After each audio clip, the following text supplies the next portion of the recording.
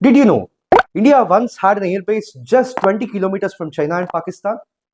Yes, I'm talking about the Aini airbase. Hello officers, this is Manoj and welcome to Prerna ICS. తజికిస్తాన్లో ఉన్న ఐని air base ఇండియాకు ఉన్న one and only overseas air బేస్గా ఉండేది. And ఈ central ఏషియాలోని sensitive geopolitics వల్ల ఇది చాలా సైలెంట్గా ఆపరేట్ అయ్యేది. కానీ స్ట్రాటజిక్గా ఇది చాలా అంటే చాలా ఇంపార్టెంట్. ఆఫ్ఘనిస్తాన్లోని వకాన్ కారిడార్కి చాలా దగ్గరగా ఉండేది. దాంతోపాటు the PoK area and the China ఏరియాకి కూడా ఇది చాలా క్లోజ్గా ఉండేది. దీనివల్ల ఇండియాకి సర్వలెన్స్ అండ్ ఇంటెలిజెన్స్ గ్యాదరింగ్కి చాలా హెల్ప్ అయ్యేది.